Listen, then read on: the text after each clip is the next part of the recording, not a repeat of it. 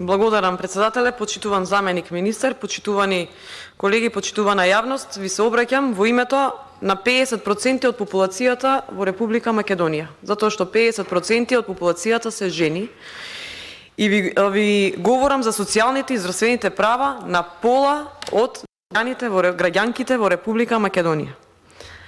Менструалната сиромаштија е глобален проблем кој ја засега и нашата држава. И на глобално ниво, околу 500 милиони луѓе кои менструираат немаат пристап до менструални производи. Во Република Македонија се поразителни податоците. 55,3% од работоспособните жени и девојки се економски неактивни или невработени, а со тоа и економски зависни. 22% од жените на возраст од 18 до 64 години живеат под прагот на сиромаштијата. Стапката на ДДВ за менструални производи е 18%, исто колку за шише виски или пак кутија цигари. Поразително. Менструалните производи не се луксузно добро, туку основна потреба. Последните истражувања на реактори ТИД Инк и од новинари за човекови права покажуваат дека 77% од анкетираните жени и девојки трошат до 400 денари месечно на производи за менструална хигиена. Секоја трета испитаничка, барем еднаш во животот, се нашла во ситуација да нема пари да купи влошки и да мора да импровизира со крпи, весници, тоалетна хартија и слично. 29,5% од жените кај не можат да си дозволат никакви менструални производи. Во јавните тоалети во нашата земја нема услови за безбедно и достоинствено одржување на менструална хигиена. Во 2021 година за 70% е зголемен бројот на вагинални инфекции поради недостапност до соодветни производи за управување на менструалното здравје. Сето ова го говорам за да се разбие менструалната стигма. Бидејќи менструацијата не е срамна, тоа е природна појава за секој девојче, девојка, жена со која што во просек справуваме ние жените од прилика и проведуваме од прилика 38 години од животот. Спроведената анализа на трошоци покажува дека на годишно ниво во Македонија потребно е да се издвојат помалку од 1% од буџетот за да се обезбедат бесплатни менструални производи за ученичките од основно и средно образование. Менструалното здравје е прашање всушност од јавен интерес, не е само за жените, а менструалната правда е предуслов за социјална правда, за нешто што вие говоревте. Кризата предизвикана од пандемијата со COVID-19 и воено-политичките случувања во Европа уште повеќе ја загрозија финансиската положба на јадници жени и семејства во државата. Купувањето на менструални производи влијае на буџетот на секое семејство. Европскиот парламент во 2019 година донесе резолуција со која ги повикува земјите членки да ги намалат даноците за производи за менструална хигиена, повикувајќи се на начелата на родова еднаквост и недискриминација. Оваа директива е веќе спроведена во Белгија, во Холандија, Португалија, Франција, Кипар, каде што данокот се од 6 до 5%. Баравме и бара и претходно до вас се обраќа овие здруженија што ви кажувам, чии анализи ги презентирам и ги читам. Има и протест на 28 мај годинава пред владата, има писмо испратено до министерот Бесими, но од вас одговор нема и сега има одбивање на амандманот.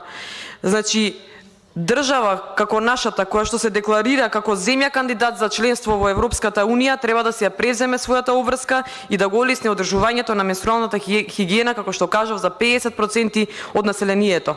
И мора националниот буџет да биде родово одговорен и распореден да ги задоволува подеднакво потребите на жените и на девојчињата, како и на мажите и момчињата. Замислете како резултат на немање соодветни услови за управување со менструалното здравје, девојчињата и жените заостануваат во општеството, со што се попречуваат нивните можности за еднакво учество и во јавниот живот, заштитени со Конвенцијата за елиминација на сите форми на дискриминација врз жените. Во Република Македонија, уште малце податоци ќе ви покажам, ќе ви прочитам дека во 74 училишта тоалетите не биле реновирани 15 години, а 64 училишта не биле реновирани од 10 до 15 години, што доволно говори за пристапот до санитација. Жените се почесто се соочуваат и со проблем при пристап до производи за управување со менструалното здравје, а работничките кои работат на отворено немаат никаков пристап до санитација. Во писмото што било пратено до министерот, всушност се побарало за на ДДВ-то од 18 на 5%, малте што го бараме ние со овој амандман. И нивното барање е пресликано во нашиот амандман. Всушност со неговото намалување на ДДВ-то, сумата што ќе се намали е околу 30 денари на месечно ниво или 360 денари годишно. Од друга страна, пак државата ќе добива 30% помалку од ДДВ-то за менструални производи. Математички изразено, тоа е еднакво на 400.000 жени во репродуктивен период, кои трошат во просек по 250 денари месечно, е еднакво на 100 милиони денари.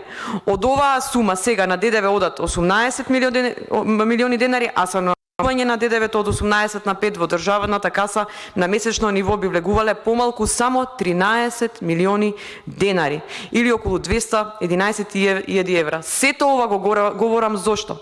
Затоа што треба да се ублажи сиромаштијата на жените и ќе се подобри социоекономската положба на жените и девојчињата во државата. Девојчињата на училишна возраст непречено ќе учествуваат во својот образовен процес, а со тоа ќе го остварат правото на образование што ќе придонесе за нивна економска независност. Ќе се намали бројот на вагинални инфекции, за нешто што говорев и претходно и кај жените и кај девојчињата, а со тоа и трошоците на државата за третирање на потенцијални инфекции и болести. И на крајот, ќе се оствари правото за достоинствено справување со менструацијата, бидејќи менструалната хигиена не е привилегија и не е луксус. Ако помалце крадеше оваа влада, немаше да биде проблем за сума од 13 милиони денари. За нешто ситно, за многу битно, од нешто што зависи и иднината на државата, бидејќи преку менструалната хигиена се одржува репродуктивното здравје на жената, вие да не посветите внимание и време да ги убедите дека треба владата да излезе во пресред на 50% од популацијата. Срамно и жално. Благодарам.